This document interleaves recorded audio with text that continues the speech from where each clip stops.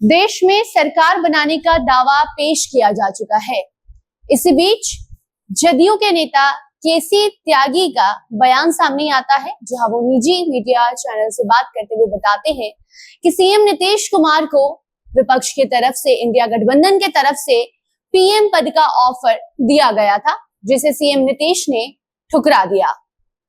कितनी सच्चाई है इस बात में? क्या नीतीश कुमार को पीएम चेहरा बनाया जा सकता है? इसी मुद्दे पर हम बात करेंगे। हमारे साथ बात करने के लिए स्टूडियो में मौजूद हैं हमारे सीनियर जर्नलिस्ट राजीव रंजन जी। राजीव जी, क्या सीएम नीतीश को पीएम चेहरे के तौर पर देखा जा सकता है? क्यों नहीं देखा जा सकता है। और वर्तमान जो देश में जो राजनीतिक परिस्थितियां हैं उसमें नीतीश कुमार अगर आप इसको सीनियोरिटी के इसमें देखेंगे तो नीतीश कुमार समाजवादी सबसे बड़े समाजवादी नेता हैं इस समय देश में, जो लगातार पिछले तकरीबन 18-19 वर्षों से बिहार के मुख्यमंत्री के रूप में काम कर रहे हैं।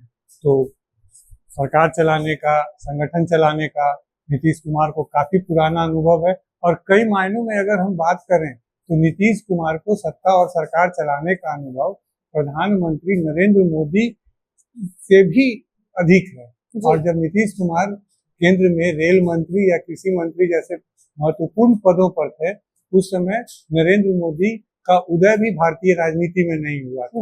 तो ऐसे में अगर नीतीश कुमार को भारत के प्रधानमंत्री के रूप में अगर किसी तरह का कोई ऑफर आता है, देखिए वंदना, सबसे पहले तो अभी तक यह स्पष्ट नहीं हो पाया और केसी त्यागी ने भी अपने कुछ इंटरव्यू में यह नहीं बताया कि आखिर किस नेता का, इंडिया गठबंधन के किस नेता का फोन आया था नीतीश कुमार को, जिन्होंने उनको प्रधानमंत्री बनाने का ऑफर दिया था।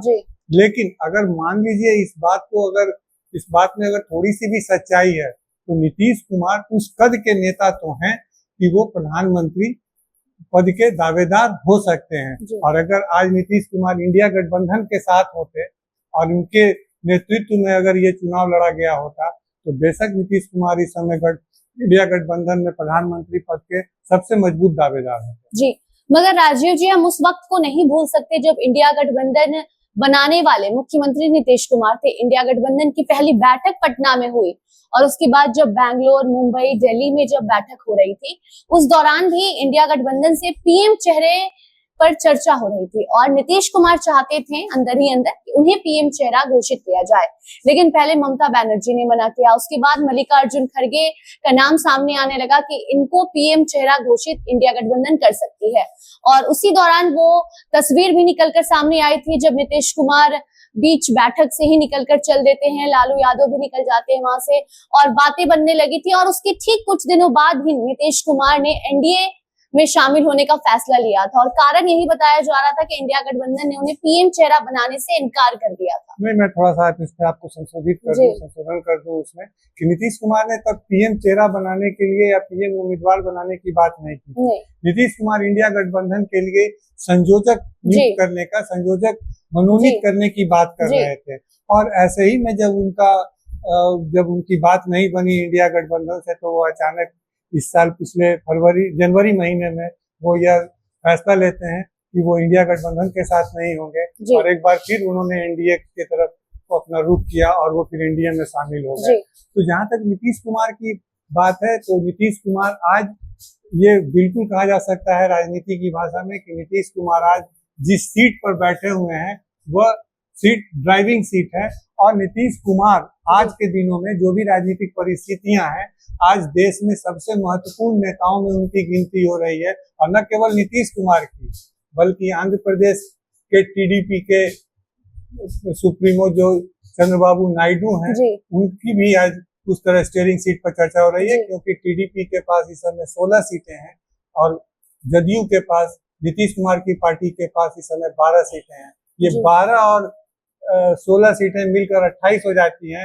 और अगर 293 का हम आंकड़ा देखें एनडीए का और उसमें से ये 28 सीटों को अगर हम अलग कर दें तो फिर प्रधानमंत्री नरेंद्र मोदी का तीसरी बार शपथ लेना भी मुश्किल हो जाता अगर ये उनके साथ नहीं होते। तो नीतीश कुमार को लेकर के जिस तरह की बातें चल रही हैं और ये अभी तुरंत चुनाव खत्म हुआ है वंदना, और बहुत सारे इस तरह के ऑफर आते हैं, इस तरह के जो ऑफर आते हैं और मीडिया में भी बातें होती हैं कि फला को प्रधानमंत्री पद का और फला को उप प्रधानमंत्री पद का ऑफर दिया जा रहा है। लेकिन इन बातों की सच्चाई तब तक सामने नहीं आ सकती है जब तक नीतीश कुमार खुद इसके संबंध में नहीं बताते हैं, या फिर इंडिया गठबंधन के वो नेता जिन्होंने नीतीश कुमार को इस तरह का ऑफर दिया था, यह प्रस्ताव दिया था कि आप प्रधानमंत्री पद के दावेदार होंगे इंडिया गठबंधन की तरफ से, तो वो जब तक बातें क्लियर नहीं होती हैं, वो स्पष्ट नहीं होती हैं, तब तक इस तरह की सिलूफाबाजी, और खास करके जब जैसे ही चुनाव खत्म हुआ है, मतगणना पूरा हुआ है, तो वैसे समय में इस तरह की राजनीतिक चर्चाएं चलती रहती हैं। लेकिन हम इतना ही कहना चाहेंगे कि नीतीश कुमार आज की तारीख में देश के सबसे महत्वपूर्ण राजनेताओं में शामिल हैं, जिनके पास एनडीए सरकार की चाबी है। जी राजीव जी, जब नीतीश कुमार महागठबंधन के साथ थे तो एक बात और चल रही थी चर्चाओं में कि बिहार के मुख्यमंत्री पद पर तेजस्वी यादव बैठेंगे और पीएम बनने की चाह रखते हैं नीतीश कुमार। हालांकि इस पर नीतीश कुमार ने कभी खुलकर बात नहीं की, लेकिन इसको सिरे से इनकार भी नहीं किया, खारिज भी नहीं किया। और अब आज अगर उन्हें प्रधानमंत्री और उप प्रधानमंत्री जैसे ऑफर दिए भी जा रहे हैं, हालांकि इस पर कांग्रेस ने भी साफ कर दिया है कि ऐसी कोई जानकारी हमें नहीं है, लेकिन अगर कांग्रेस को जानकारी नहीं है, ऐसी बातें चल रही है, तो अगर नीतीश कुमार को पीएम पद और उप प्रधानमंत्री जैसे पद ऑफर किए जा रहे हैं, तो नीतीश कुमार इसे इनकार कर रहे हैं और नरेंद्र मोदी के साथ आज समर्थन दे चुके हैं, खड़े हैं। क्या वजह हो सकती है? क्या नीतीश कुमार अब गंभीर नेता के रूप में खुद को साबित करना चाहते हैं? आप बिल्कुल सही कह रही हैं कि नीतीश कुमार का जिस तरह से अभी बॉडी लैंग्वेज दिख रहा है कि जब चुनाव प्रचार के दौरान ही वो मुख्य प्रधानमंत्री नरेंद्र मोदी के पांव छूने लगते थे, और जब उनकी चुनाव के नतीजे आने के बाद जब प्रधानमंत्री के साथ उनकी पहली मुलाकात होती है, तो नीतीश कुमार का एक और रूप दिखता है, और वो प्रधानमंत्री के प्रति इतने कृतज्ञता जाहिर व्यक्त करते हैं अपनी, कि वो उनके कदमों में झुक जाते हैं, और घुटने तक तो वो झुक ही चुके थे जब प्रधानमंत्री ने उनको संभाल लिया। तो अभी इस राजनीति में इस तरह के जो बॉडी लैंग्वेज होते हैं, उसके कई मायने निकाले जा सकते हैं। वंदना, एक तो नीतीश कुमार अभी पूरे देश में यह मैसेज देना चाहते हैं कि वो बहुत मजबूती के साथ, बहुत ही सावधानी और मजबूती के साथ एनडीए के साथ खड़े हैं। और राजीव जी, वो हमेशा एक ही बात को दोहरा रहे हैं, क्या वो चुनाव प्रचार हो या फिर एनडीए के संसदीय दल की बैठक हो, बार बार कह रहे हैं कि हम कहीं नहीं जाएंगे, आपके साथ ही रहेंगे। ये क्या दर्शा रहा है? यही मैं कह रहा था कि वो जो वो बता रहे हैं, वो अपनी विश्वसनीयता, जिसके बारे में राजनीतिक गलियारों में चर्चा थी और सड़क चौराहों पर चर्चा थी कि नीतीश कुमार इतनी बार पलटी मार चुके हैं कि उन्होंने अपनी राजनीतिक जो विश्वसनीयता है उसको उन्होंने खो दिया है। तो नीतीश कुमार वो जो राजनीतिक विषय, जो उनकी विश्वसनीयता कम होती जा रही थी बिहार, पूरे देश भर के साथ साथ बिहार में भी, अब नीतीश कुमार अपनी वो खोई हुई राजनीतिक विश्वसनीयता को हासिल करने के लिए इस तरह की बात करते हैं। लेकिन बात यही खत्म नहीं हो जाती है वंदना। नीतीश कुमार जिस तरह से, और उनका जो राजनीतिक उनका पूरा जो जीवन रहा है, तो नीतीश कुमार जिस तरह से दिख रहे हैं, नीतीश कुमार बिल्कुल वैसे ही हैं, और नीतीश कुमार किसी के सामने झुक सकते हैं। यह बात अभी उसको अभी स्वीकार नहीं किया जा सकता है, क्योंकि नीतीश कुमार के पास जितनी इस समय जितने बिहार को लेकर के, बिहार के विकास को लेकर के उनके पास जितने मुद्दे हैं, उनके पास जितने सवाल हैं, उन सवालों का जवाब भी अब केंद्र की नई मोदी सरकार को देना होगा। क्योंकि नीतीश कुमार का एक रूप तो यह दिखा कि वो प्रधानमंत्री के सामने झुक रहे हैं, लेकिन अगर उनके पार्टी से जो आवाजें आ रही हैं, जिस तरह की वहां से ध्वनि सुनाई दे रही है उनके पार्टी से, वो यह ध्वनि सुनाई दे रही है कि नीतीश कुमार इतने आसानी से सब कुछ स्वीकार कर लेने वाले नहीं है।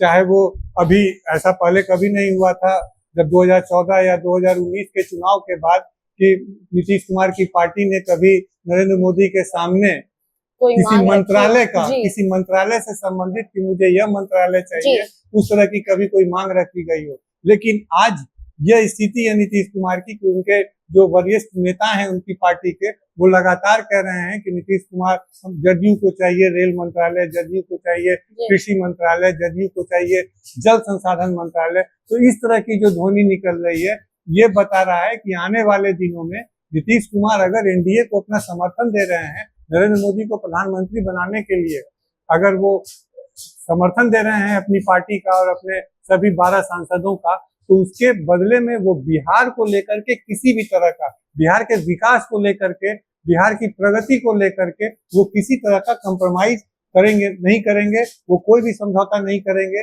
जी केंद्र की सरकार से। और अभी तो फिल्म शुरू हुई है, जी अभी तो प्रधानमंत्री ट्रेलर और फिल्म अभी अभी बाकी फिल्म है। शुरू हुई है, और इसी बीच में जो भी मुद्दे हैं, वैसे मुद्दे जो भाजपा के मुद्दे थे, चाहे वो बस यूसीसी का मामला हो, जी चाहे वो एनआरसी का मामला हो, चाहे वो सीएए का मामला हो, या फिर बिहार को विशेष राज्य का दर्जा देने का मामला जी हो, ये मामले भी कहीं ना कहीं से जदयू के बड़े वरिष्ठ नेताओं के मुंह से ये सब सवाल भी सामने आने लगे हैं। तो अभी देखना दिलचस्प होगा कि कल जब प्रधानमंत्री तीसरी बार प्रधानमंत्री पद का शपथ लेते हैं नरेंद्र जी मोदी, उसके बाद फिर नीतीश कुमार किस तरह का रुख अपनाते हैं। अभी तो केंद्रीय मंत्रिमंडल में शामिल होने वाले सदस्यों को लेकर के है और मंत्रालयों को लेकर के बात चल रही है, जी तो ये देखना अभी बहुत दिलचस्प होगा।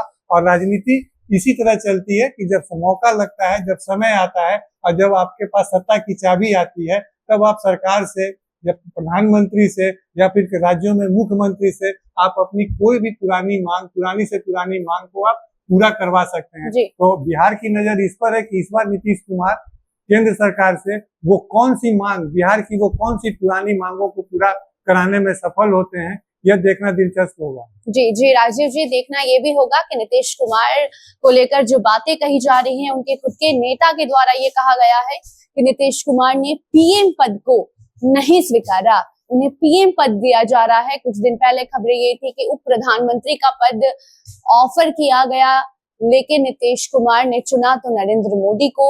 उनके समर्थन में नीतीश कुमार और चंद्रबाबू नायडू आकर अब खड़े हो चुके हैं, और देखना दिलचस्प होगा कि इससे बिहार को नीतीश कुमार क्या कुछ फायदा दिलवाते हैं, मौके पर चौका मारते हैं, या फिर ऐसे ही बैठे रह जाते हैं। और भी खबरें आएंगी तो आप तक जरूर पहुंचाएंगे। ऐसे मुद्दे पर हम लगातार बातचीत अपने सीनियर जर्नलिस्ट राजीव जी के साथ करते रहेंगे। आप देखते रहिए फर्स्ट बिहार झारखंड। धन्यवाद। पनोरमा ग्रुप, जो सोचता है वो करता है, आपके अपने सपनों का आशियाना। ये लो मुंह मीठा करो, आज मैंने अपना जॉब छोड़ दिया, अब हम पूर्णिया वापस जाएंगे। जॉब छोड़ दिया है? मतलब ये घर कैसे चलेगा, हम करेंगे क्या, और माँ बाबूजी क्या बोलेंगे? इसलिए मैं एक और मिठाई का डब्बा लाया, अपने बिजनेस के लिए लोन अप्रूव हो गया। अरे लोन अप्रूव हो गया वो तो ठीक है, लेकिन पूर्णिया में हम रहेंगे कहाँ? अपना घर भी तो नहीं है वहाँ। इसलिए तो एक और मिठाई का डब्बा अलग से लाया हूँ। हमने पूर्णिया में घर ले लिया है, पूर्णिया के ई होम्स पैनोरमा में। पूर्णिया में पैनोरमा ग्रुप लेकर आए हैं ई होम्स पैनोरमा, बड़ा घर, आलीशान जिंदगी और अत्याधुनिक सुविधाओं के संग। अरे अरे, अब क्यों मुंह मीठा करवा रही हो? क्योंकि हम घर वापसी जो कर रहे हैं। घर वापसी की खुशी पूर्णिया में ई होम्स पैनोरमा के संग। ई Homes Panorama, luxurious lifestyle redefined.